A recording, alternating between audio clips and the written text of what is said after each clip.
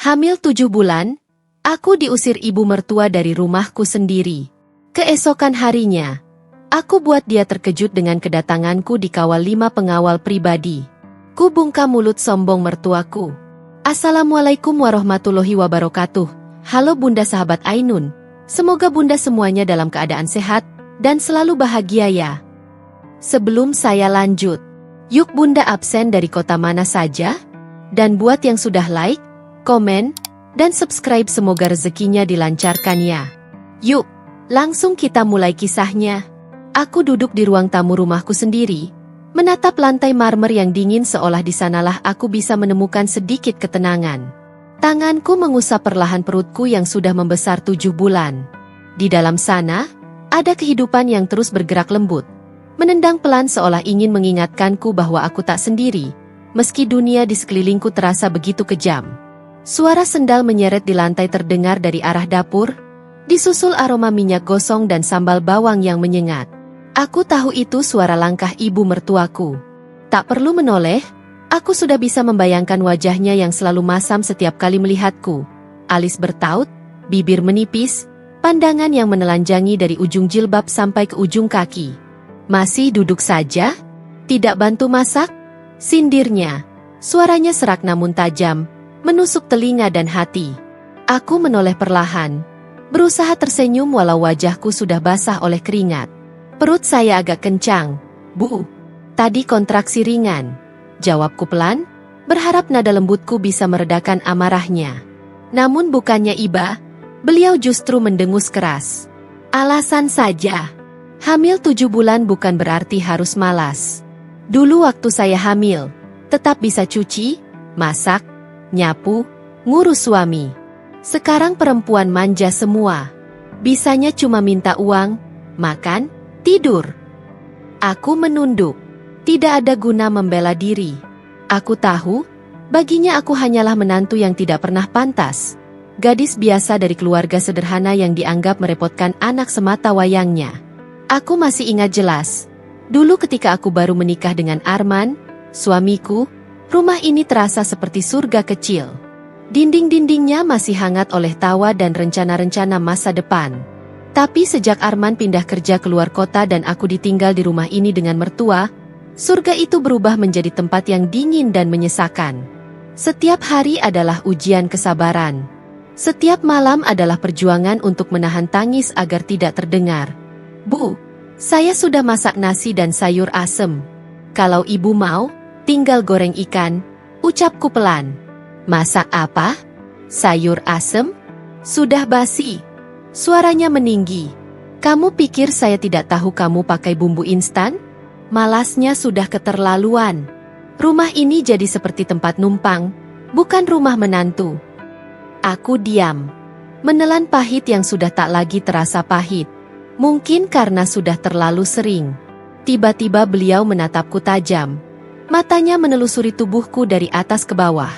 Kamu pikir anak saya kerja di luar kota itu buat kamu? Buat makan kamu? Buat kamu bisa ongkang-ongkang di rumah ini? Katanya semakin lantang. Kamu itu cuma numpang hidup. Dari dulu saya sudah bilang, kamu bukan pilihan yang cocok buat Arman. Aku menggenggam perutku erat. Bayi di dalamnya seolah ikut gelisah, bergerak tak tenang. Aku menunduk dalam, menahan air mata yang sudah mengambang di pelupuk. Namun kalimat berikutnya membuat nafasku tercekat. Malam ini, kamu keluar dari rumah ini. Aku menatapnya tak percaya. Kah? Keluar, Bu? Suaraku gemetar. Iya. Saya tidak mau lihat muka kamu lagi di sini. Rumah ini rumah Arman, anak saya. Tapi dia tidak di sini. Jadi saya yang berhak menentukan siapa yang boleh tinggal. Dan kamu, mulai malam ini, tidak boleh lagi. Aku berusaha bangkit berdiri, tapi tubuhku lemah. Bu, saya sedang hamil besar. Di luar malam, hujan juga mulai turun. Biar saja. Hujan pun takkan mencuci semua kemalasanmu. Bentaknya. Air mataku pecah. Aku mencoba menatap wajahnya, mencari sedikit belas kasihan. Tapi tak ada. Yang kutemukan hanyalah kebencian yang begitu dalam, seolah kehadiranku memang membawa sial bagi keluarga ini. Aku menatap sekeliling, dinding yang dulu kupenuhi foto pernikahan, sofa tempat aku dan Arman dulu berbagi tawa. Semua kini terasa asing. Rumah ini sudah bukan rumahku lagi. Dengan tubuh gemetar, aku bangkit perlahan, menahan sakit di perut yang mulai terasa menegang. "Baik, Bu, kalau itu keinginan Ibu," kataku lirih. Aku melangkah menuju kamar, mengemasi beberapa pakaian dan dokumen penting ke dalam tas kecil. Setiap langkah terasa seperti menapaki duri. Aku berhenti di depan foto pernikahanku. Aku dan Arman tersenyum bahagia di hari itu. Air mataku menetes, membasahi bingkai kayu. "Maafkan aku, Nak," bisikku pada bayi di dalam perut. "Kita tidak punya tempat lagi di rumah ini." Suara pintu utama dibanting keras dari arah ruang tamu membuatku tersentak. Mertua berdiri di sana, menatap tajam sambil menunjuk pintu. "Cepat keluar sebelum saya benar-benar marah." Aku menarik napas panjang, lalu melangkah keluar ke teras yang basah oleh hujan. Udara malam menusuk tulang, tapi lebih dingin lagi perlakuan dari orang yang seharusnya menjadi bagian keluargaku. Di luar sana, langit gelap tanpa bintang. Aku berdiri di bawah rintik hujan, memeluk perutku erat. Aku tidak tahu kemana harus pergi, tapi aku tahu satu hal. Malam itu adalah awal dari babak baru dalam hidupku. Babak di mana aku tak lagi punya rumah, tapi mungkin akan menemukan makna sesungguhnya dari rumah itu sendiri. Aku masih berdiri di teras, di bawah gerimis yang semakin deras.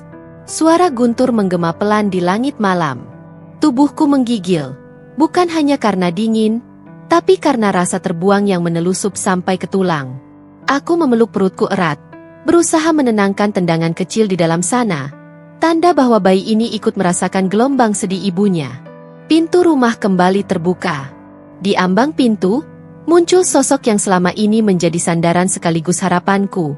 Arman, suamiku. Jas hujan masih menempel di tubuhnya. Rambutnya basah, wajahnya lelah setelah menempuh perjalanan jauh dari luar kota. Sejenak aku merasa ada harapan. Mungkin dia datang untuk menenangkanku, mungkin dia akan membelaku. "Mas," suaraku parau, nyaris tak terdengar di tengah deras hujan. Namun sebelum aku sempat melangkah mendekat, suara keras mertuaku kembali menggelegar dari balik pintu.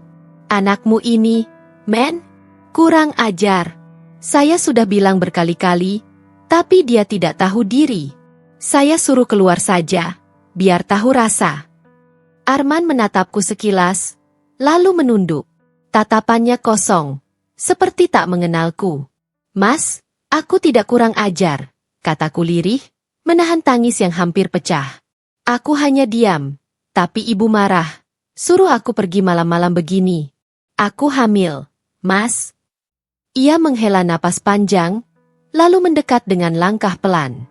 Untuk sesaat, aku berharap tangannya akan meraihku, memelukku, mengatakan bahwa semuanya akan baik-baik saja. Tapi yang kulihat hanyalah ketegangan di wajahnya. "Kamu sabar dulu, ya," katanya datar. "Ibu benar, rumah ini atas nama beliau." Kalimat itu jatuh seperti belati, menancap dalam di hatiku. Aku menatap wajahnya, mencari sedikit keberpihakan, sedikit cinta yang dulu selalu ia ucapkan di setiap doa malam kami. Tapi yang kutemukan hanya dingin dan jarak. "Jadi, kamu biarkan aku diusir, Mas?" tanyaku lirih, suaraku bergetar. "Aku ini istrimu, perempuan yang mengandung anakmu. Aku tinggal di rumah ini bukan karena tamu, tapi karena aku bagian dari hidupmu." Arman mengalihkan pandangan. "Aku tidak mau memperpanjang masalah. Kalau kamu keluar malam ini, besok aku jemput. Aku akan carikan kontrakan sementara. Jangan buat ibu marah lagi." Aku menatapnya tak percaya. "Kontrakan?" Aku mengulang kata itu pelan, seolah ingin memastikan pendengaranku tidak salah. "Mas, aku bukan orang luar. Aku istri kamu.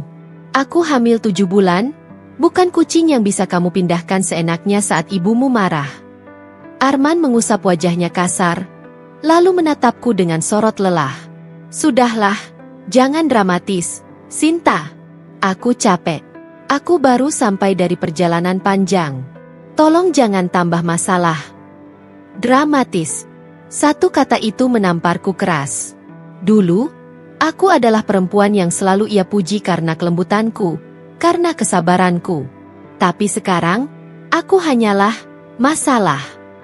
Aku mencoba mengatur napas. Jadi selama ini kamu percaya aku beban? Seperti yang ibumu bilang? Ia diam. Dan diamnya adalah pengakuan paling menyakitkan. Suara mertuaku kembali terdengar dari dalam rumah. Men, kalau kamu mau tidur, biar dia pergi sekarang saja. Jangan lembek. Arman menatapku sesaat. Kamu dengar sendiri. Aku nggak bisa melawan ibu. Besok aku cari solusi. Sekarang kamu istirahat di tempat lain dulu. Aku menggeleng, tak percaya pada kata-katanya sendiri. Tempat lain? Di mana? Mas? Sekarang malam, aku hamil 7 bulan, kamu suruh aku kemana? Ia menatapku sejenak, lalu menunduk, seolah malu melihat wajahku yang penuh air mata. Aku minta maaf, katanya singkat, lalu berbalik masuk ke rumah. Pintu tertutup pelan di belakangnya. Tapi bagi hatiku, suara itu sekeras dentuman palu yang menghancurkan seluruh dinding pertahananku. Aku berdiri terpaku, membiarkan hujan menetes di wajahku yang sudah tak lagi mampu membedakan air mata dan air langit. Aku memanggil-manggil dalam hati. Arman, suamiku, bagaimana mungkin kau tega membiarkan aku seperti ini? Tak ada jawaban. Hanya sunyi, dan sesekali suara pintu dikunci dari dalam. Aku menatap ke arah jendela kamar yang dulu jadi tempat kami berbagi cerita dan mimpi. Tirainya tertutup rapat. Tidak ada lagi cahaya hangat di sana. Yang tersisa hanya kegelapan. Dan aku, di luar rumah yang dulu kupikir akan menjadi tempatku pulang. Aku melangkah gontai ke arah gerbang. Setiap langkah terasa berat, seolah bumi menolakku. Di ujung jalan, cahaya lampu jalanan redup menyambutku dalam kesepian. Aku berhenti sejenak, menatap ke belakang. Rumah itu berdiri megah. Tapi bagiku kini tak lebih dari bangunan dingin yang menolak keberadaanku. Dalam hati aku berbisik, mungkin benar, Mas, rumah ini atas nama ibumu. Tapi kelak, akan ada tempat lain. Rumah lain. Tempat di mana aku dan anakku akan dihargai. Perutku kembali menegang. Aku menahan nyeri kecil di pinggang. Aku tahu, malam itu bukan akhir segalanya. Meski rasanya seperti dunia runtuh di depanku. Aku tahu, aku harus kuat. Karena di dalam tubuhku ada kehidupan yang bergantung sepenuhnya padaku. Aku melangkah lagi, perlahan, meninggalkan rumah yang dulu kusebut rumah tangga. Kini aku sadar, rumah tidak selalu berarti tempat tinggal. Kadang ia hanya dinding, tanpa hati di dalamnya. Dan malam itu, aku kehilangan dua hal sekaligus. Tempat tinggal, dan suami yang tak lagi berdiri di sisiku. Malam itu, hujan turun begitu deras seolah langit pun menolak apa yang baru saja terjadi. Setiap tetesnya memantul di genting rumah, membentuk irama duka yang menembus ke dalam dadaku. Di teras, koperku tergeletak, terbuka, isinya tumpah berantakan. Pakaian bayi yang baru kubeli dengan penuh harapan kini basah kuyup, menempel di lantai dingin. Aku berdiri terpaku, menatap koper itu lama. Tanganku gemetar saat mencoba mengumpulkan kembali satu persatu pakaian kecil itu. Kaos putih mungil, selimut tipis berwarna biru muda, dan topi bayi yang sempat kurajut dengan tanganku sendiri di malam-malam sepi. Semua kini berlumur air dan tanah. Bu, tolong, izinkan saya berteduh sampai pagi. Suaraku bergetar, hampir tak terdengar di antara derasnya hujan. Namun dari balik pintu, hanya terdengar suara bantingan keras. Pintu rumahku sendiri, dikunci rapat oleh orang yang seharusnya menjadi pelindung, bukan pengusir. Aku menatap pintu itu lama, menunggu keajaiban kecil. Mungkin Arman akan keluar, mungkin ia akan sadar, mungkin ia akan berlari memelukku dan menyesal. Tapi tidak. Tak ada langkah kaki, tak ada suara panggilan. Hanya sunyi dan hujan yang kian menggila. Dengan sisa tenaga, aku mengangkat koper yang berat itu. Perutku terasa kencang, nyeri menjalar dari pinggang ke bawah perut. Nafasku tersengal, namun aku tetap melangkah, meninggalkan rumah yang kini hanya menyisakan luka. Di sepanjang jalan kompleks, lampu-lampu mulai padam satu persatu, hanya menyisakan cahaya samar dari tiang listrik di ujung jalan. Aku berjalan perlahan, menggigil. Air hujan membasahi jilbabku, meresap sampai ke kulit. Kain daster yang kupakai menempel di tubuh, dingin menusuk hingga ke tulang. Beberapa kali aku menoleh ke belakang, masih berharap ada seseorang berlari memanggilku. Tapi yang kulihat hanya bayangan rumah megah itu, berdiri tegak dan bisu seperti tak mengenalku lagi. Langkahku mulai berat. Kakiku yang bengkak karena hamil besar terasa nyeri setiap kali menapak. Koper yang kutarik terseret di jalan becek, roda kecilnya tersangkut lumpur. Aku berhenti di bawah pohon mangga besar di tepi jalan, mencoba berteduh meski percuma. Air masih menetes dari ranting, membasahi kepalaku. Aku menatap ke langit. Ya Allah, bisikku dengan suara serak. Kalau engkau masih sayang pada hamba MU ini, tolong kuatkan aku. Aku tidak minta kemewahan. Aku cuma ingin tempat untuk berteduh. Untuk anakku yang belum lahir. Air mataku bercampur hujan. Aku menggigil hebat. Tubuhku mulai lemah. Bayi di dalam perut menendang pelan, seolah menegurku untuk tetap bertahan. Beberapa mobil melintas, tapi tak satu pun berhenti. Aku berusaha melambai, tapi mereka hanya melajukan kendaraan dengan cepat, takut berhenti di tengah hujan malam. Dunia seolah benar-benar menutup pintu untukku malam itu. Lalu tiba-tiba, dari kejauhan, kulihat cahaya lampu mobil berhenti di tikungan. Sorotnya menembus kabut hujan. Aku menunduk, takut berharap terlalu banyak. Tapi mobil itu perlahan mendekat, dan berhenti tepat di depanku. Jendela mobil terbuka sedikit, memperlihatkan seorang lelaki tua berseragam satpam kompleks. Wajahnya yang kukenal, Pak Sarman. Satpam yang sering menyapaku setiap pagi saat aku menyiram bunga di halaman. Bu Sinta? Astagfirullah. Ini kenapa? Kok di luar begini, Bu? Tanyanya panik sambil turun dari mobil. Aku tak sanggup menjawab. Air mataku pecah begitu saja. Saya diusir, Pak.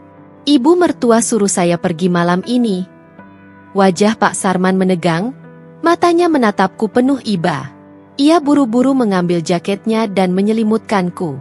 Ya Allah, Bu, kenapa tega sekali mereka itu? Ibu lagi hamil besar begini?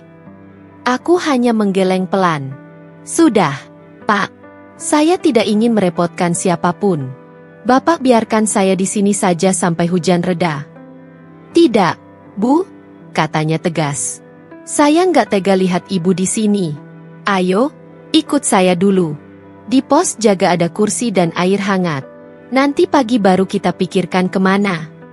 Aku sempat menolak, tapi langkahku terlalu lemah untuk melawan niat baiknya. Dengan hati-hati, Pak Sarman membantu membawakan koperku ke mobil. Aku masuk ke dalam, duduk di kursi belakang sambil menahan nyeri perut yang kian sering datang. Di perjalanan menuju pos satpam, kulihat pantulan bayangan diriku di kaca jendela mobil. Wajah pucat, rambut basah menempel di pelipis, dan mata sembab yang tak lagi punya sisa kekuatan untuk marah. Tapi di balik semua itu, ada satu hal yang masih hidup, keinginan untuk bertahan. Sesampainya di pos, Pak Sarman menyiapkan teh hangat dan handuk kecil. Ia menyalakan kipas kecil agar bajuku sedikit kering. Minum ini dulu, Bu, katanya lembut. Saya tahu ibu bukan orang yang salah. Kadang, orang yang paling sabar justru diuji lewat tangan-tangan yang seharusnya melindungi. Aku menggenggam gelas teh itu erat-erat, menatap uap panasnya yang menari-nari. Terima kasih, Pak, suaraku lirih. Bapak satu-satunya yang mau menolong saya malam ini. Pak Sarman hanya menghela napas. Matanya berkaca-kaca. Ibu tenang saja. Dunia ini memang kadang kejam, tapi Allah selalu punya cara menyelamatkan orang baik. Aku menunduk, menatap perutku. Iya, Pak, mungkin malam ini bukan akhir. Hanya awal dari jalan baru. Di luar, hujan masih turun, tapi kini terasa berbeda. Suaranya tak lagi menakutkan, melainkan seperti lantunan lembut yang menemani kesendirianku. Aku menatap keluar jendela kecil pos satpam itu. Di kejauhan, rumah megah yang baru saja menolakku mulai hilang dari pandangan, tertelan gelapnya malam. Dan entah kenapa, Aku merasa sedikit lega. Mungkin memang begini caranya Tuhan memisahkanku dari tempat yang sudah lama tidak benar-benar menjadi rumah. Aku menarik napas dalam-dalam. Untuk pertama kalinya setelah malam panjang itu, aku berjanji pada diriku sendiri, aku akan bertahan. Demi bayi ini, demi hidup yang belum selesai. Hujan masih belum juga reda. Di luar pos satpam yang sempit itu, langit tampak seolah menumpahkan seluruh kesedihannya malam itu. Aku duduk di kursi kayu kecil, menggenggam segelas teh hangat yang kini sudah mulai dingin. Sesekali, aku mengelus perutku, menenangkan bayi yang bergerak gelisah di dalam sana. Pikiran berputar cepat, tapi tubuhku terlalu lelah untuk berpikir jauh. Aku tidak tahu kemana harus pergi setelah hujan berhenti. Aku tidak ingin kembali ke rumah itu, tapi aku juga tidak tahu di mana bisa berteduh. Pak Sarman duduk di seberangku, menatap dengan tatapan penuh iba. Bu, kalau ibu mau, nanti pagi saya antar ke tempat saudara saya di ujung kota. Dia punya rumah kosong. Sementara bisa buat ibu istirahat, ujarnya pelan. Aku mengangguk lemah. Terima kasih, Pak. Tapi jangan merepotkan keluarga Bapak. Saya akan cari jalan sendiri. Sebelum Pak Sarman sempat menjawab, suara deru mesin mobil terdengar dari kejauhan. Semakin lama semakin mendekat, hingga cahaya lampu menyorot ke arah pos kecil kami. Sebuah mobil hitam berhenti tepat di depan. Dari balik kaca yang sedikit terbuka, aku bisa melihat sosok wanita parubaya berpayung keluar dengan langkah tergesa. Aku mengernyit. Wajah itu, ada sesuatu yang begitu familiar. Bu Sinta? Suara itu bergetar, penuh keterkejutan. Astagfirullah, ini benar ibu? Aku menatapnya lekat-lekat, mencoba memastikan. Dalam sekejap, kenangan lama berkelebat, hari-hari di rumah besar di Menteng, suara lembut yang biasa memanggilku, Nona, dan aroma parfum khas yang dulu menandakan keberadaannya di dekatku. Bu Mirna? Suaraku tercekat. Wanita itu menatapku tak percaya, lalu buru-buru memelukku tanpa peduli bajunya basah oleh hujan. Ya Allah, Nona! Saya mencarimu bertahun-tahun. Kemana saja kamu? Kenapa kamu bisa begini? Aku tak bisa menahan tangis. Air mata yang sejak tadi kutahan akhirnya pecah juga. Aku memeluknya erat, merasakan kehangatan yang sudah lama tak kurasakan. Bu Mirna, saya hanya ingin hidup sederhana, tanpa nama besar keluarga. Tapi ternyata, saya salah. Bu Mirna menatapku penuh iba. Lihat dirimu sekarang, Nona. Kamu kedinginan, hamil besar, dan sendirian di tengah malam. Kalau keluarga tahu, mereka pasti hancur hati. Aku menggeleng pelan. Jangan bilang siapa-siapa dulu, Bu. Saya tidak mau membuat ayah dan ibu khawatir. Mereka pasti kecewa kalau tahu saya sengsara begini. Tapi Nona, Bu Mirna hampir menangis. Ia memegang bahuku dengan lembut. Keluarga sudah mencarimu. Setelah Nona memutuskan menikah dengan Pak Arman dan meninggalkan segalanya, Tuan dan Nyonya tidak pernah berhenti berharap kamu pulang. Aku menunduk, menggigit bibir agar tidak kembali menangis. Saya pikir, cinta bisa menggantikan segalanya, Bu. Tapi ternyata, cinta saja tidak cukup kalau yang kita cintai tak tahu cara melindungi. Hujan turun semakin deras. Tanpa menunggu lagi, Bu Mirna menggamit lenganku. Ayo, Nona, kamu harus ikut saya. Tidak ada tapi. Kamu dan bayi ini harus diselamatkan dulu. Soal keluarga nanti kita bicarakan. Aku menoleh pada Pak Sarman yang sejak tadi berdiri terpaku di dekat pintu pos. Ia hanya mengangguk kecil dengan senyum lega. Pergi saja, Bu.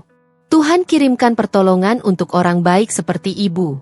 Jaga diri baik-baik, ya. Aku mengangguk pelan, lalu berjalan tertatih ke mobil. Bu Mirna membukakan pintu dan membantuku masuk. Aroma interior mobil yang bersih dan harum langsung membuatku tersadar betapa jauhnya dunia yang dulu kutinggalkan dengan dunia yang kini kujalani. Sepanjang perjalanan, aku diam. Lampu-lampu jalan menari di jendela, menciptakan bayangan samar di wajahku yang pucat. Bu Mirna beberapa kali menatapku lewat kaca spion, tapi tak banyak bicara. Ia tahu aku terlalu lemah untuk bercerita. Sekitar 30 menit kemudian, mobil berhenti di depan gerbang besar yang begitu ku kenal. Gerbang tinggi berwarna hitam dengan ukiran inisial keluarga kami, huruf W besar di tengahnya. Rumah tempat aku dibesarkan. Rumah yang kutinggalkan 2 tahun lalu dengan keyakinan bahwa cinta bisa memberi arti baru dalam hidupku. Tubuhku bergetar. Aku tak tahu karena dingin atau karena perasaan bersalah yang tiba-tiba membanjiri dada. Bu, saya tidak siap, bisikku pelan. Bagaimana kalau mereka marah? Bu Mirna tersenyum lembut, menggenggam tanganku. Tidak ada orang tua yang marah pada anak yang pulang dengan luka, Nona. Mereka hanya akan menangis karena terlambat tahu betapa kamu menderita. Gerbang besar itu terbuka perlahan. 2 penjaga rumah menunduk hormat, kaget melihat kehadiran kami. Bu Mirna, ini. Diam dulu, tolong siapkan kamar Nona Sinta. Dan panggil dokter keluarga. Cepat, ujarnya tegas. Aku hanya bisa mematung ketika mobil berhenti di depan teras rumah besar itu. Dindingnya putih gading, dengan lampu gantung besar yang berkilau lembut dari balik jendela. Semuanya masih sama seperti dulu. Hanya aku yang sudah berubah. Tak lagi datang sebagai putri yang manja, melainkan sebagai perempuan hamil yang diusir dari rumah suaminya. Begitu pintu mobil terbuka, seorang wanita berusia senja muncul di depan pintu rumah. Wajahnya yang anggun dan penuh wibawa kini menegang saat melihatku. Sinta? Suaranya bergetar. Sinta? Suaranya bergetar. Sinta, benarkah itu kamu? Aku menatapnya. Ibuku. Air mata langsung tumpah tanpa bisa kutahan. Maafkan aku, Bu. Ibu menutup mulutnya, menahan isak. Dalam sekejap, ia berlari menuruni anak tangga, memelukku seerat mungkin meski tubuhku basah kuyup. Ya Allah, anakku, di mana kamu selama ini? Kenapa kamu begini? Nak, lihat dirimu. Aku membenamkan wajahku di bahunya, menangis tanpa suara. Semua perasaan hancur, sedih, dan penyesalan tumpah sekaligus di pelukannya malam itu. Maafkan aku, Bu. Aku bodoh. Aku pikir aku kuat, tapi ternyata aku hancur. Ibu mengelus rambutku, suaranya lirih penuh kasih. Tidak apa-apa, Nah, kamu sudah pulang. Itu saja yang penting. Sekarang kamu dan cucuku aman. Dan di tengah pelukan hangat itu, aku tahu, meski aku kehilangan banyak hal, Tuhan masih menyisakan satu, tempat pulang yang sesungguhnya. Hujan di luar masih deras, tapi kali ini aku tak merasa dingin lagi. Untuk pertama kalinya dalam waktu yang lama, aku merasakan arti rumah yang sebenarnya. Bukan dinding, bukan nama, tapi pelukan yang menerimamu tanpa syarat. Cahaya matahari menembus tirai sutra yang berwarna krem lembut, menyorot wajahku yang masih pucat. Suara detak jam di dinding seolah mengingatkanku bahwa aku benar-benar telah kembali ke dunia lamaku. Dunia yang dulu sengaja kutinggalkan demi cinta yang ternyata hanya semu. Aku menatap langit-langit kamar besar itu lama sekali. Dindingnya berlapis marmer putih, tirainya mahal, lantainya mengilap. Ada aroma khas bunga lili yang selalu disemprotkan setiap pagi. Di sisi kanan, berdiri dua perawat yang sejak tadi menatapku penuh perhatian. Salah satunya tersenyum, menyapaku lembut. "Nyonya, Tuan sudah menunggu di ruang bawah. Beliau ingin bicara." Aku masih sulit mencerna semuanya. Semalam aku diusir seperti gelandangan dari rumah yang selama ini kupanggil rumahku. Tapi pagi ini, aku kembali menjadi Nyonya. Sebutan yang dulu ku benci karena terdengar terlalu berjarak dengan dunia sederhana yang kuimpikan bersama suamiku. Langkahku gemetar ketika menuruni tangga besar itu. Di ujung ruang tamu yang megah, ayah berdiri. Rambutnya yang memutih tak mampu menutupi ketegasan wajah seorang pengusaha besar yang disegani banyak orang. Namun di balik ketegasan itu, kulihat air mata yang menetes perlahan. Begitu matanya bertemu denganku, ia langsung memelukku erat. "Nak, kenapa kamu harus pergi sejauh itu hanya untuk membuktikan bahwa kamu bisa hidup tanpa kami?" Suaranya bergetar, parau oleh rindu dan penyesalan. Aku menahan tangis, tapi suaraku pecah juga. Aku cuma ingin dicintai karena aku, bukan karena siapa ayahku. Ayah menghela napas panjang, menatapku dengan mata merah yang berusaha menahan tangis. Kamu keras kepala, seperti ibumu dulu. Tapi kamu juga kuat, seperti dia. Kami mencarimu selama bertahun-tahun. Semua orang mengira kamu sudah pergi ke luar negeri. Siapa sangka kamu hidup dalam penderitaan seperti itu? Aku hanya menunduk. Air mataku menetes membasahi tangan ayah yang masih menggenggam tanganku erat. Aku teringat malam-malam ketika aku harus menahan lapar karena uang belanja tak cukup, ketika suamiku mulai berubah dingin, ketika mertua memandangku seperti beban hidup. Semua itu terbayang jelas di kepalaku, membuat dadaku sesak. Ayah, bisikku. Aku kira, cinta bisa membuatku kuat. Tapi ternyata cinta yang salah justru menghancurkan. Ayah tidak menjawab. Ia hanya mengelus kepalaku perlahan, lalu memanggil seseorang dari arah tangga. Panggilkan Burania ke sini, ucapnya tegas. Tak lama, wanita parubaya yang tadi malam menolongku datang membawa nampan teh dan beberapa dokumen. Dialah asisten pribadiku dulu, orang yang paling setia sejak aku kecil. Burania, kata ayah, mulai hari ini, jaga Sinta seperti dulu. Siapkan ruang kerja lamanya, juga mobil pengawalnya. Aku tak mau anakku hidup dalam ketakutan lagi. Aku tersentak. Ruang kerja? Ulangku pelan. Ayah tersenyum kecil. Kamu mungkin lupa, tapi kamu masih direktur muda di perusahaan kita. Kamu pergi sebelum sempat menandatangani surat pengunduran diri dulu. Semua aset dan jabatanmu masih utuh. Kamu bukan perempuan biasa. Nak, kamu pewaris perusahaan besar yang karyawannya ribuan. Kata-kata itu mengguncang hatiku. Aku merasa seperti ditampar oleh kenyataan. Aku bukan istri tak berdaya yang dibuang dari rumah orang lain. Aku Sinta, anak tunggal keluarga Arsyad, pemilik jaringan bisnis terbesar di Jakarta. Tiba-tiba semua yang selama ini kupendam mulai menggelegak di dalam dada. Bukan amarah, tapi tekad. Ayah, ucapku dengan suara mantap, aku ingin kembali berdiri. Bukan untuk balas dendam, tapi untuk membuktikan bahwa aku masih punya harga diri. Aku ingin anakku lahir tanpa rasa malu atas ibunya. Ayah menatapku bangga, lalu menepuk pundakku pelan. Itu baru anakku. Aku tersenyum samar, meski air mata masih menetes. Dalam hati, aku berjanji, tidak akan ada lagi yang menginjak-injakku. Tidak mertua, tidak suami, tidak siapapun. Dunia boleh menilaiku lemah. Tapi aku akan tunjukkan bahwa aku bisa berdiri di atas luka dan kehancuran. Aku bukan perempuan biasa. Aku adalah badai yang sempat tertidur. Dan kini, aku mulai bangkit. Malam itu aku duduk di balkon kamarku yang menghadap taman belakang. Hujan sisa sore masih menetes lembut dari daun-daun anggrek putih yang ditanam almarhum ibuku dulu.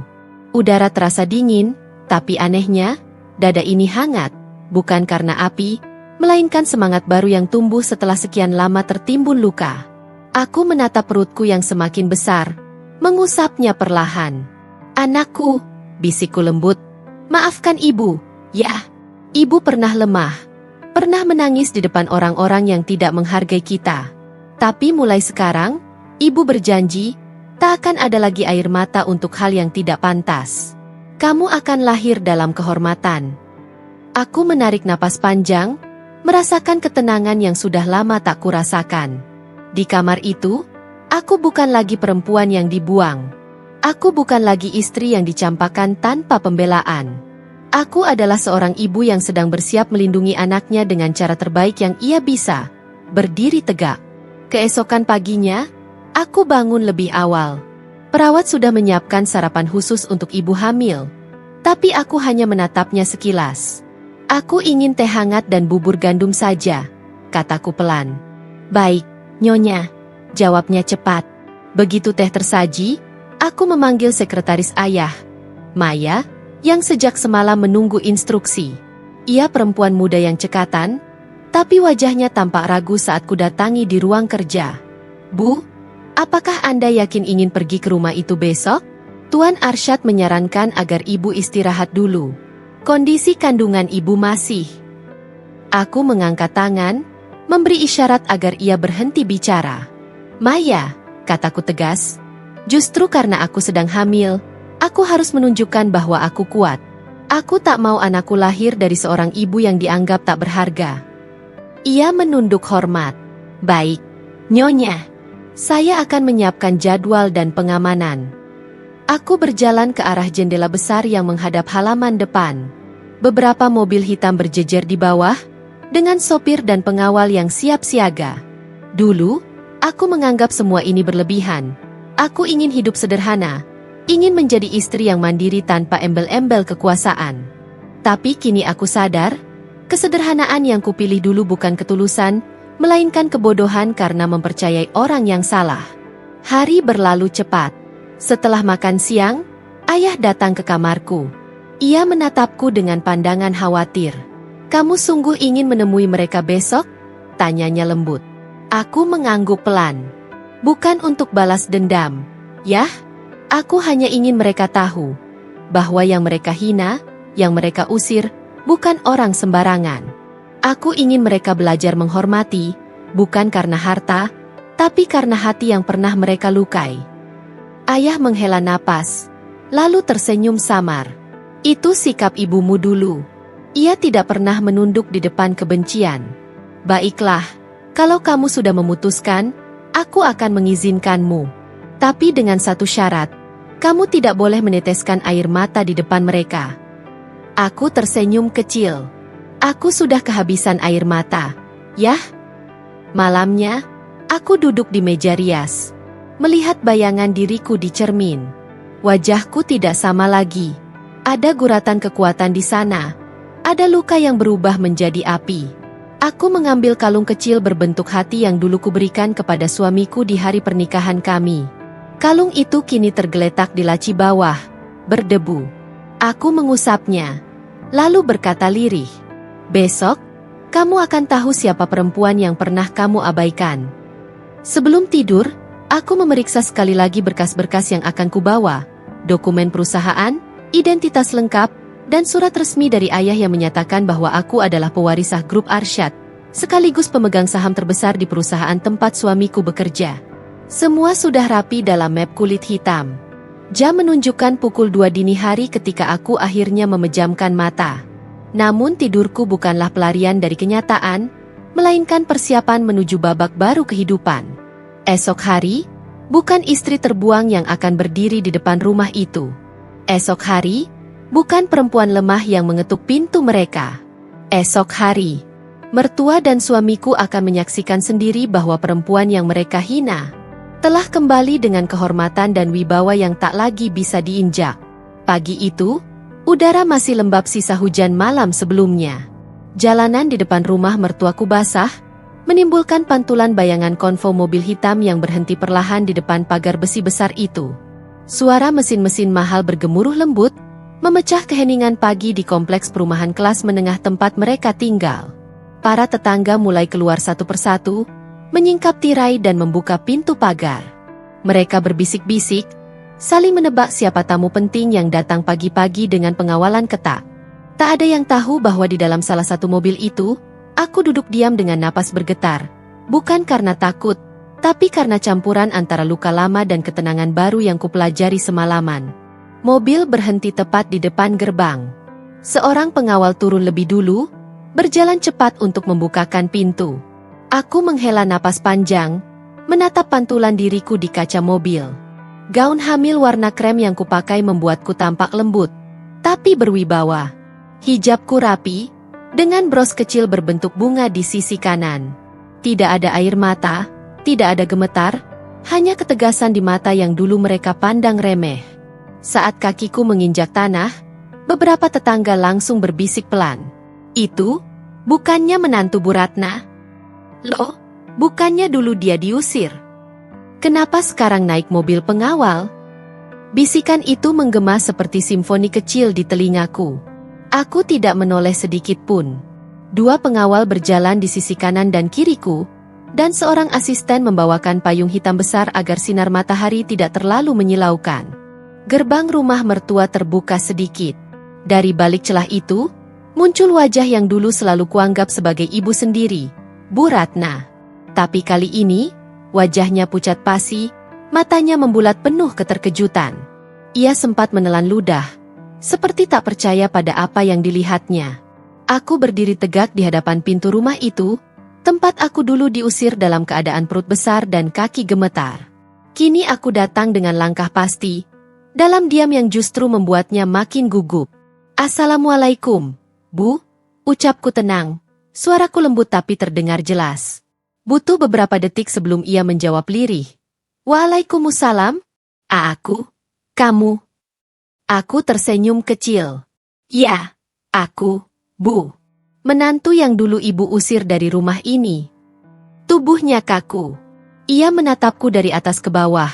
Gaun elegan, sepatu berhak pendek, jam tangan mewah yang melingkar di pergelangan tanganku. Tatapan itu menyimpan kebingungan sekaligus rasa malu yang berusaha disembunyikan. "Boleh aku masuk, Bu? Aku hanya ingin bicara sebentar."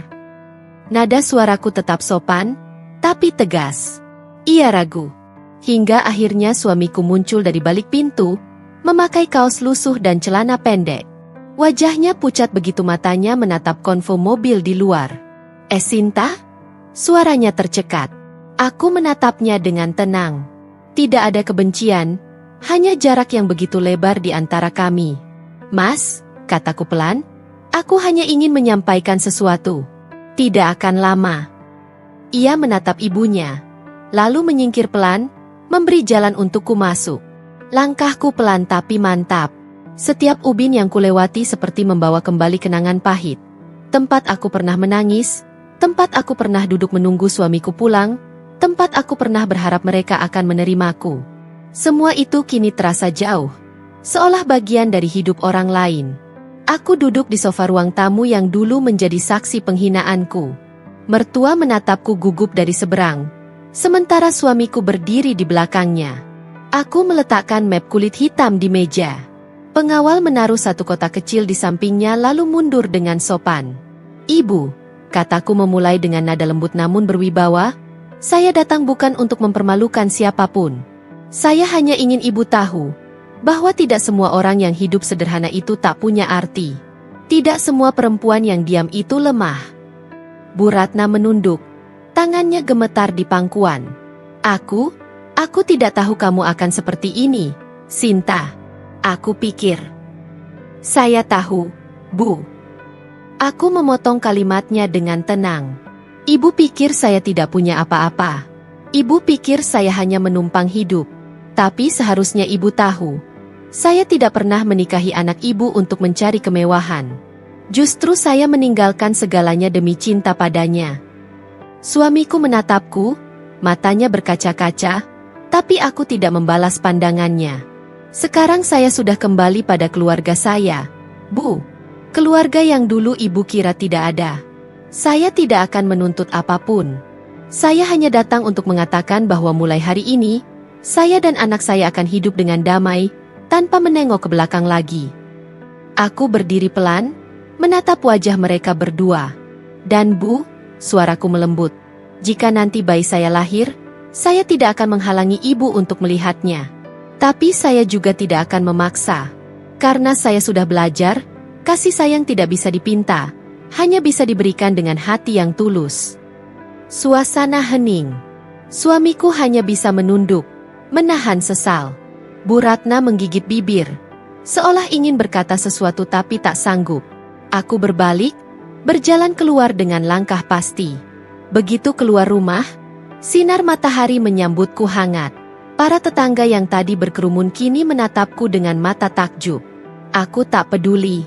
Yang penting, hari ini aku telah menuntaskan satu bab luka hidupku. Di dalam mobil, aku menatap rumah itu dari balik kaca gelap. "Bu Rania," kataku pada asistanku di kursi depan, "tolong sampaikan ke ayah. Aku sudah melakukannya dengan tenang." "Baik, Nyonya," jawabnya lembut. "Tuan pasti bangga." Aku tersenyum kecil, menatap langit biru di luar jendela. Untuk pertama kalinya setelah sekian lama, dada ini terasa lega. Aku tak datang membawa dendam, aku datang membawa wibawa. Dan dengan itu, Aku tahu satu hal pasti. Aku telah benar-benar berdiri kembali, sebagai diriku yang sesungguhnya. Suasana mendadak hening. Hanya suara burung gereja di atap yang terdengar di antara ketegangan pagi itu. Aku masih berdiri tegak di ruang tamu, berusaha menjaga sikap tenang meski dalam hati ada getaran kecil yang sulit dijelaskan. Campuran antara luka lama dan kelegaan yang pelan-pelan memulihkan harga diriku. "Ibu," kataku lembut, "saya hanya ingin mengambil beberapa barang saya yang dulu ibu buang keluar waktu malam itu." Nada suaraku tak meninggi, tak merendah. Sekadar penjelasan sederhana yang kulontarkan dengan sopan. Tapi Bu Ratna, seperti yang sudah kuduga, tidak mudah menurunkan egonya.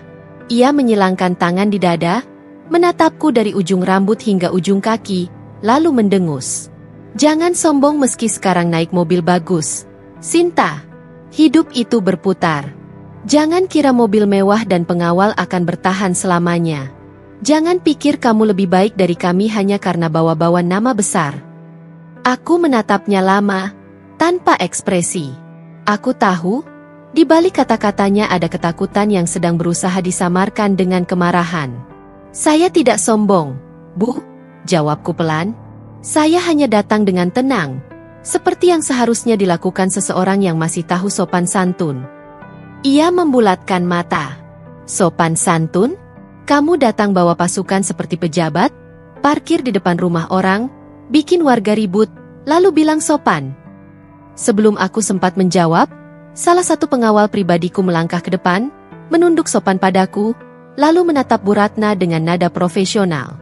"Maaf, Ibu," katanya, "tapi Nyonya Sinta Prameswari adalah putri dari Tuan Arsyad Mahardika, pemilik grup Mahardika Holding dan beberapa cabang perusahaan properti besar di Jakarta.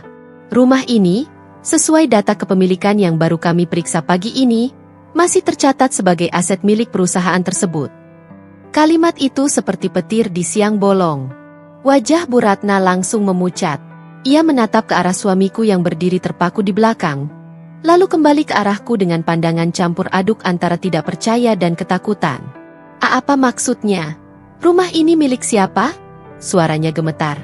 Pengawalku menyerahkan selembar berkas kepadaku, lalu aku sodorkan ke hadapan mereka. "Silakan dibaca," kataku tenang. "Rumah ini dulu dibeli oleh ayah saya atas nama perusahaan. Saya hanya memintakan izin untuk menempati rumah ini ketika menikah dengan putra ibu. Tapi karena saya pikir itu hadiah pernikahan, saya tidak pernah menyinggung soal kepemilikan." Bu Ratna perlahan duduk di sofa, wajahnya pucat pasi. Tangannya gemetar memegang kertas itu. Sementara suamiku, lelaki yang dulu begitu kubela, yang kupertahankan meski semua orang menyuruhku pergi, kini hanya menunduk, tak mampu menatap mataku. "Jadi, rumah ini bukan milik kami?" Suaranya pelan, nyaris berbisik. Aku menatapnya datar. "Tidak, rumah ini milik perusahaan. Dan sesuai kebijakan internal, setiap aset perusahaan yang digunakan tanpa izin resmi akan ditinjau kembali hak pemakaiannya." Bu Ratna spontan berdiri. "Kamu mau mengusir kami? Kamu mau balas dendam?" Aku menggeleng pelan. "Tidak, Bu. Saya tidak datang untuk balas dendam. Saya datang untuk mengambil barang-barang saya, dan memberitahu fakta yang selama ini Ibu abaikan, bahwa saya bukan orang yang pantas Ibu hina." Air matanya mulai menggenang. Tapi bukan karena penyesalan, lebih karena rasa takut kehilangan kenyamanan yang selama ini ia pikir miliknya. Aku tidak tahu kamu orang kaya, Sinta," katanya terbata. "Kamu kelihatan sederhana. Kamu tidak pernah cerita." Aku menatapnya lembut, tapi tegas. Karena saya memang tidak ingin dicintai karena kekayaan. Saya ingin dihargai sebagai manusia, bukan pewaris. Tapi ibu mengajarkan saya sesuatu hari itu, bahwa kebaikan tanpa harga diri hanya akan diinjak. Bu Ratna terdiam. Tangisnya pecah, tapi aku tidak merasa puas. Tidak ada kemenangan dalam air matanya. Hanya kesadaran pahit bahwa semua yang ia remehkan ternyata jauh di atas jangkauannya. Aku melangkah ke arah pintu, lalu menoleh sekali sebelum pergi. "Barang-barang saya akan diambil siang ini oleh staf dari kantor. Jangan khawatir, Ibu, Saya tidak akan mengambil apapun yang bukan milik saya. Dan rumah ini, aku berhenti sejenak, memandang sekeliling, masih bisa ibu tempati sampai ada keputusan perusahaan selanjutnya. Wajah Bu Ratna benar-benar hancur. Ia duduk lemas. Sementara suamiku hanya menatapku dengan mata yang mulai berkaca-kaca. Sinta, panggilnya lirih. Aku menatapnya sekali, datar. Jaga dirimu, Mas. Aku sudah terlalu lama menjaga seseorang yang bahkan tidak berusaha melindungiku. Lalu aku melangkah keluar. Begitu pintu tertutup di belakangku, udara pagi terasa lebih ringan. Di luar, konvoi mobil masih menunggu. Para tetangga kini tak lagi berbisik. Mereka diam, menatap dengan mata kagum dan malu. Aku masuk ke dalam mobil, menarik napas panjang. Di kaca belakang, kulihat sosok mertuaku yang berdiri di depan pintu, menatap konvoi itu pergi dengan wajah kosong. Dalam hati, aku berbisik lirih. Ini bukan pembalasan, Bu. Ini pembuktian bahwa perempuan yang kalian hina dulu, kini telah berdiri di tempat yang bahkan tak bisa kalian sentuh. Suasana di ruang tamu itu mendadak membeku. Tak ada lagi suara ejekan, tak ada nada tinggi, bahkan detak jam dinding terasa begitu keras di telingaku. Di hadapanku, meja marmer tempat mereka dulu menumpahkan hinaan kini menjadi saksi bisu dari kebenaran yang akhirnya tersingkap. Aku mengeluarkan map coklat tebal dari tas kulitku. Dengan perlahan, kuletakkan di atas meja. Silakan dibuka, Bu, ucapku lembut, tapi setiap kata terdengar seperti palu hakim yang mengetuk vonis. Suamiku, Raka, melirik gugup. Mertua hanya mematung, menatap map itu seperti menatap bom waktu. Ketika pengawal pribadiku menyerahkan berkas berikutnya, sertifikat rumah, bukti transfer, dan surat kepemilikan saham, wajah mereka semakin pucat. Ibu tahu rumah ini atas nama siapa? Tanyaku pelan sambil menatap langsung ke mata mertuaku. Ia menelan ludah. Raka, rumah ini atas nama Raka, kan? Jawabnya gugup. Aku tersenyum tipis. Tidak, Bu. Semuanya, termasuk rumah ini, mobil yang ibu pakai, bahkan usaha konveksi yang ibu banggakan di depan tetangga, itu semua berada di bawah naungan grup Mahardika. Aku berhenti sejenak, menatap dalam. Dan saya adalah putri Mahardika, satu-satunya pewaris. Raka menunduk. Tangan yang dulu berani menudingku kini gemetar di pangkuannya. Ia tahu semua ini benar. Ia tahu, sejak awal, semua kemewahan yang ia banggakan bersumber dari keluargaku, dari ayahku yang begitu baik hati menerima Raka tanpa memandang asal-usulnya. Mertuaku masih mencoba bertahan. Kamu bohong.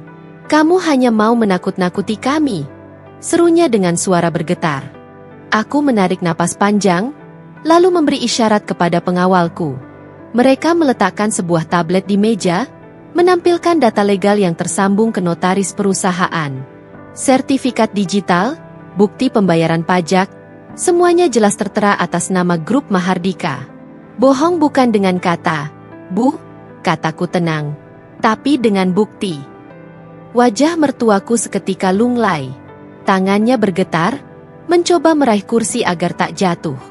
Ia menatapku dengan mata yang mulai berkaca-kaca, bukan karena penyesalan, tapi karena kehilangan kendali atas dunia kecil yang selama ini ia kuasai. Aku tidak tahu, bisiknya. Tidak tahu atau tidak mau tahu, Bu? Suaraku masih lembut, tapi dingin. Saya hamil 7 bulan saat ibu mengusir saya dari rumah ini. Ibu bilang rumah ini bukan rumah saya. Tapi lihatlah sekarang, siapa sebenarnya yang menumpang? Raka akhirnya bersuara lirih. Kenapa kamu tidak bilang dari awal? Sayang, kita bisa. Aku memotong cepat, menatapnya tajam. Kita apa, Raka? Hidup bahagia sementara aku terus direndahkan oleh keluargamu? Aku tidak perlu pengakuanmu sekarang. Aku hanya ingin kebenaran ditempatkan pada tempatnya. Raka menunduk makin dalam.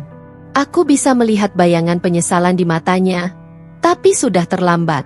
Luka yang ia biarkan terjadi terlalu dalam untuk disembuhkan dengan permintaan maaf sederhana. Kuambil kembali berkas itu, menutup map perlahan. Mulai hari ini, Rumah ini akan dikosongkan untuk renovasi. Ibu punya waktu 3 hari untuk meninggalkan tempat ini.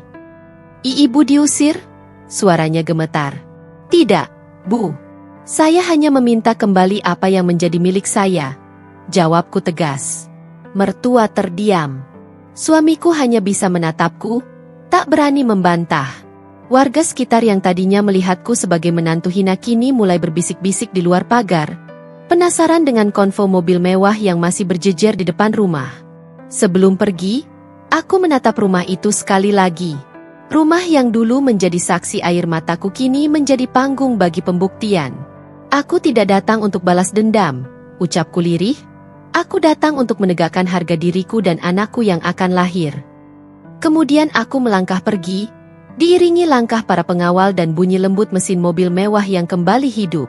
Di kaca jendela mobil, kulihat bayangan mertuaku yang terisak di depan pintu, dan Raka yang menatapku dengan mata penuh penyesalan. Namun di dalam hatiku, aku sudah menutup lembaran itu. Karena bagi seorang wanita, tidak ada kemenangan yang lebih indah daripada saat kebenaran akhirnya berpihak padanya. Udara sore itu terasa berat. Langit berwarna jingga keemasan, seolah ikut menyaksikan pertarungan batin yang sedang terjadi di halaman rumah besar itu. Aku berdiri di sana, dalam balutan gaun sederhana namun berkelas, dengan perutku yang kian membulat, pertanda kehidupan baru yang sedang tumbuh dalam diriku. Di hadapanku, mertua menatapku dengan wajah campuran antara malu, takut, dan marah. Ia ingin berkata banyak, tapi tak satu pun kata mampu keluar dari mulutnya. Semua yang dulu ia ucapkan kepadaku, setiap hinaan, setiap cercaan, kini berbalik menjadi gema di kepalanya sendiri. Aku tahu, dulu aku pernah begitu terluka. Saat diusir dalam keadaan hamil, saat tangisku bercampur dengan hujan di malam itu. Tapi sekarang, ketika aku berdiri di sini dengan kekuatan dan kehormatan yang baru, aku sadar satu hal. Balas dendam tidak selalu harus dilakukan dengan amarah. Aku melangkah pelan mendekat. Suara langkahku di atas kerikil terasa seperti gema di antara keheningan yang tegang. Semua mata tertuju padaku. Raka, suamiku yang kini hanya berdiri terpaku di samping ibunya. Para tetangga yang diam-diam menyaksikan dari luar pagar, bahkan beberapa pengawal yang berdiri tegap di belakangku pun ikut menundukkan kepala seolah menghormati suasana sakral ini. Ibu, ucapku akhirnya dengan suara lembut namun tegas. Ia menatapku, air mata menetes perlahan di pipinya yang mulai berkeriput. Aku hanya hilaf. Nak, aku tidak tahu kalau semua ini milikmu. Kalau saja aku tahu, aku tidak akan berbuat begitu. Aku tersenyum tipis. Justru disitulah masalahnya, Bu. Seharusnya kebaikan kita kepada seseorang tidak tergantung pada apa yang mereka miliki, tapi pada siapa mereka sebenarnya. Ia terdiam, tak bisa membantah. Aku menatap ke arah suamiku. Dan kamu, Raka. Saat aku diusir dari rumah ini, kamu hanya diam.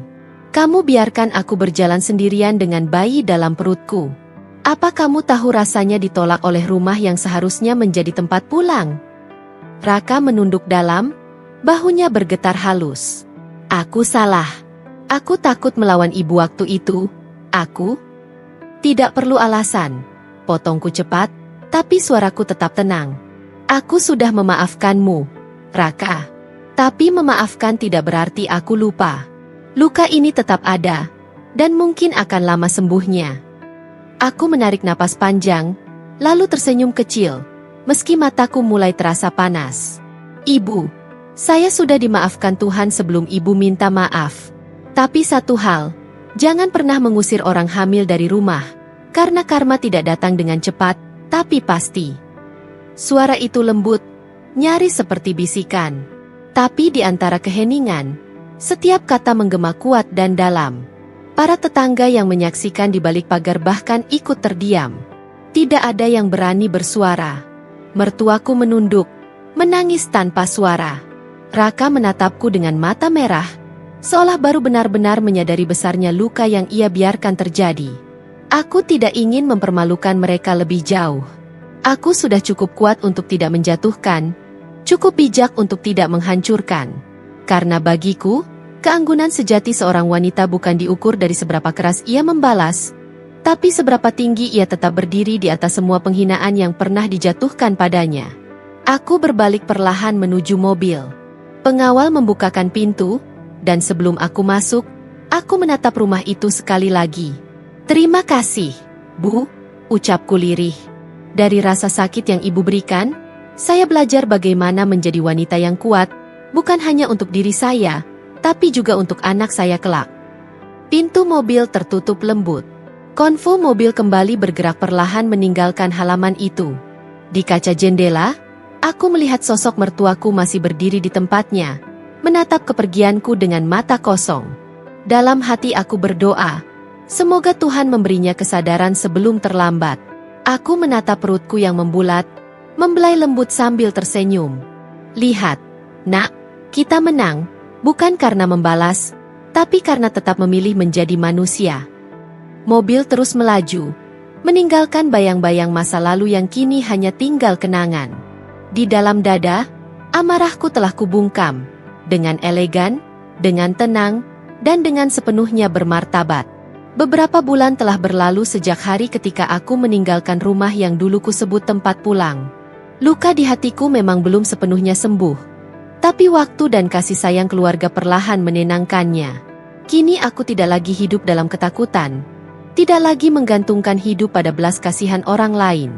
Hari itu, di ruang bersalin rumah sakit keluarga kami yang megah namun penuh ketulusan, tangisan bayi laki-laki kecil memecah keheningan. Suara itu seperti musik bagi jiwaku, nada paling indah yang pernah kudengar seumur hidup. Air mataku mengalir tanpa bisa kutahan. "Selamat, Bu. Bayinya sehat, kuat sekali tangisnya," ucap perawat dengan senyum lembut. Aku menatap wajah mungil itu, kulitnya merah muda, matanya terpejam tenang di pelukanku. Seakan dunia berhenti berputar sesaat ketika aku membisikkan namanya. "Raka?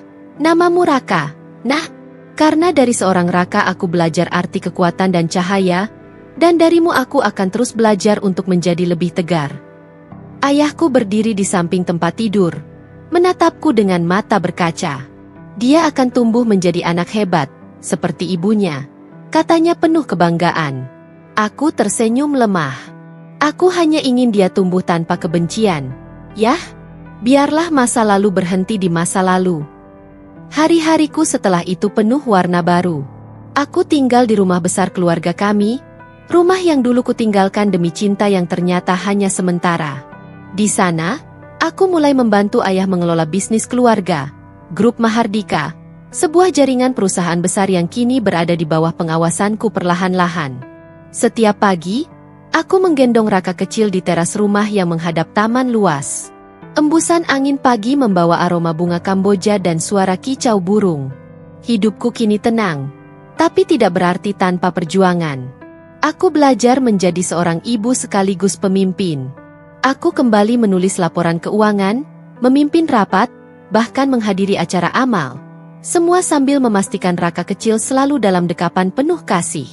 Suatu sore, ketika matahari mulai condong ke barat, seorang tamu tak terduga datang. Mobil sederhana berhenti di depan gerbang, dan dari dalam keluar sosok yang pernah sangat kukenal. Raka, suamiku, lelaki yang dulu kubela sepenuh hati, tapi justru meninggalkanku di saat terlemahku. Ia tampak berbeda. Wajahnya lebih tirus, sorot matanya letih, dan pakaiannya sederhana, jauh dari kesombongan dulu. Ketika ia berdiri di hadapanku, aku bisa merasakan getar halus dari tubuhnya, antara penyesalan dan ketakutan. "Arini," katanya lirih. "Aku datang bukan untuk memaksa. Aku hanya ingin melihatmu, dan anak kita." Aku menatapnya lama, mencoba mencari sisa-sisa cinta yang dulu kubanggakan. Tapi yang tersisa kini hanya kenangan yang tak lagi berharga. Aku menggendong Raka kecil, memperlihatkannya dengan tenang. "Ini anakmu," ucapku lembut. "Tapi dia akan tumbuh dengan cinta yang tidak membuatnya takut. Aku tidak akan membiarkan dia mengalami luka seperti ibunya dulu." Air mata jatuh dari mata Raka, tapi aku tetap berdiri tegak. "Maafkan aku," katanya dengan suara serak. "Aku menyesal, Arini. Aku bodoh karena menuruti ibuku. Aku kehilangan segalanya setelah kamu pergi." Aku menarik napas panjang, lalu tersenyum tipis. "Mas, aku sudah memaafkanmu sejak lama," jawabku pelan. "Tapi memaafkan bukan berarti kembali. Hidupku sudah tenang sekarang, dan aku ingin anak kita tumbuh di dalam ketenangan, bukan di antara luka lama." Raka menunduk. Untuk pertama kalinya, ia tidak membantah, tidak memaksa, tidak memohon lebih jauh. Ia hanya berdiri di sana, menatapku dengan tatapan yang penuh penyesalan, lalu pergi dengan langkah berat. Aku menatap punggungnya menjauh, dan entah kenapa kali ini aku tidak menangis. Mungkin karena aku sudah benar-benar ikhlas. Aku menatap anakku yang tertidur di pelukanku. "Lihat, Nak," bisikku lembut. "Kita sudah kuat sekarang. Kita punya rumah yang penuh cinta, bukan hanya dinding tanpa hati." Sore itu, langit begitu indah, biru dan hangat, seolah Tuhan sedang tersenyum. Aku tahu, babak baru dalam hidupku telah dimulai. Bukan lagi sebagai wanita yang ditinggalkan, tapi sebagai ibu dan pemimpin yang berdiri di atas luka, membawa cahaya untuk hidup yang baru. Pagi itu, cahaya masuk lewat jendela besar ruang keluarga, memantul lembut di permukaan marmer, menari di helaian daun tanaman hias, dan jatuh di perutku yang kini makin bulat. Di luar, dua mobil pengawal berdiri rapi seperti dua penjaga yang tak perlu banyak bicara. Di dalam, segalanya terasa tenang. Suara bayi yang lagi tertidur pulas, musik klasik yang samar di ruang kerja, dan secangkir teh hangat di mejaku. Aku berdiri sejenak di depan jendela, menatap mobil-mobil itu, lalu menatap ke arah taman yang dulu kulewati sambil menangis. Sekarang, taman itu dipenuhi bunga-bunga yang ditanamku bersama ibu. Bunga yang tumbuh subur karena dipelihara dengan sabar, bukan dipamerkan. Aku mengusap perutku perlahan, merasakan tendangan kecil yang selalu mengingatkanku kenapa aku harus bangkit. Bukan untuk membalas, tapi untuk memberi. Langkahku ringan ketika aku turun ke ruang rapat pagi itu. Para direktur menyambut dengan hormat, beberapa bahkan dengan kagum yang tak bisa disembunyikan. Dalam beberapa bulan terakhir, aku mengambil alih beberapa lini bisnis yang sempat terbengkalai, merapikan struktur, dan menaruh fokus pada kesejahteraan karyawan. Perubahan yang aku pimpin bukanlah ledakan spektakuler. Ia adalah rangkaian keputusan sunyi, perbaikan sistem penggajian, program pendidikan untuk anak karyawan, audit etika, hasil kerja tanpa sorak-sorai, kerja yang berbicara pada angka dan pada wajah-wajah yang mulai lega. Rapat berjalan lancar.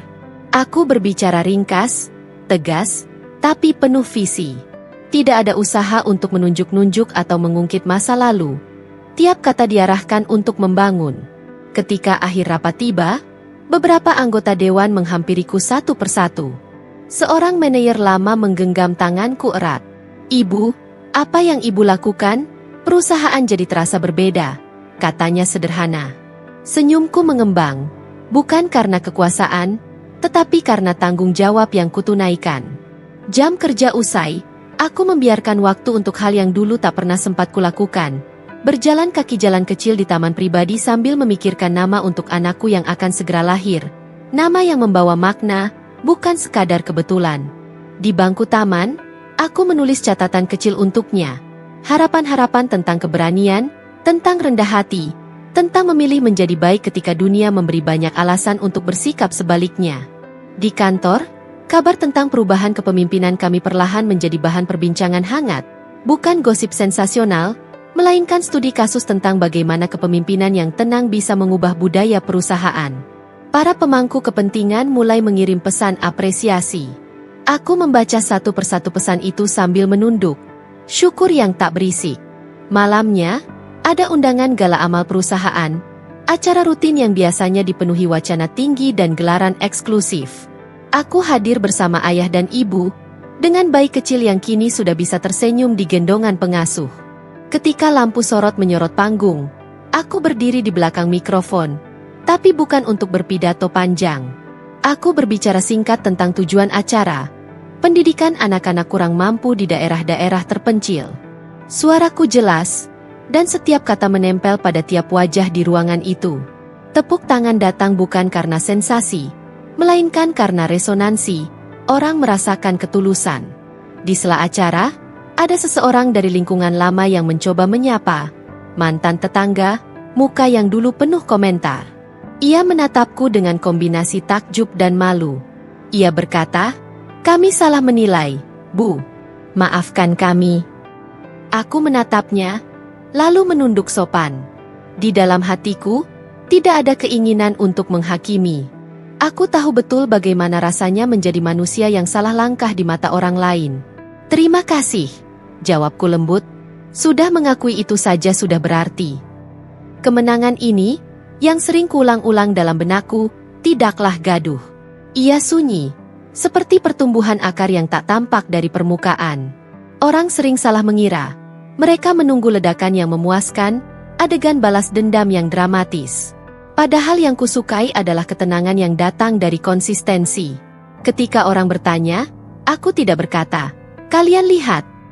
Aku lebih memilih menanggapi dengan kerja yang berkelanjutan, memberi beasiswa, membuka program kesehatan, memastikan lingkungan kerja yang adil.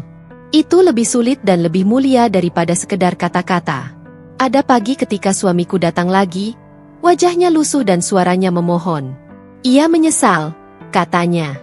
Ia ingin benar-benar ikut membesarkan anaknya. Aku mendengarkan, sungguh mendengarkan, lalu menatap perutku dan menatap dia. "Aku sudah memaafkanmu," kataku kemudian. "Tapi memaafkan bukanlah tiket untuk kembali ke tempat semula. Jika kau ingin menjadi bagian dari kehidupan anakmu, lakukan itu dari jauh dulu, dengan tanggung jawab, bukan dengan drama." Ia pergi dengan langkah berat, mungkin lebih ringan karena sudah mendapat jawaban yang jujur. Aku tidak merasa dendam. Perasaanku lebih pada kelegaan karena telah memilih batas yang sehat. Aku ingin anakku tahu arti cinta yang tak membuatnya takut. Aku ingin ia tumbuh melihat ibunya menjadi contoh kekuatan yang lembut. Malam menutup hari dengan tenang. Dalam kamar, ketika lampu dipadamkan dan rumah tertidur, aku menyelimuti perutku, mendengarkan detak kecil yang pernah membuatku gelisah di bawah hujan. Kini detak itu adalah ritme yang mengingatkanku. Kita pernah dibuang, memang. Tapi dari tanah yang paling terluka, kita tumbuh paling tegak. Kemenangan yang kusyukuri bukanlah sorak publik. Ia adalah saat ketika aku bisa menatap diriku di cermin tanpa perlu berkata apapun. Karena segala jawaban sudah diberikan oleh hidupku. Sukses yang diam, keluarga yang dirajut kembali, dan hati yang tidak lagi mudah goyah. Aku mengucapkan terima kasih pelan pada malam, pada bayi kecil yang tidur nyenyak, pada luka yang dulu mengajariku bagaimana menjadi kuat. Di pagi berikutnya, aku akan kembali ke jendela besar. Akan ada mobil pengawal menunggu. Tapi sebelum pergi, aku akan berhenti sejenak, mengusap perutku, dan berbisik. Kita dulu dibuang. Kini kita berdiri lebih tinggi, tanpa perlu berteriak. Kemenangan yang paling indah memang adalah yang sunyi.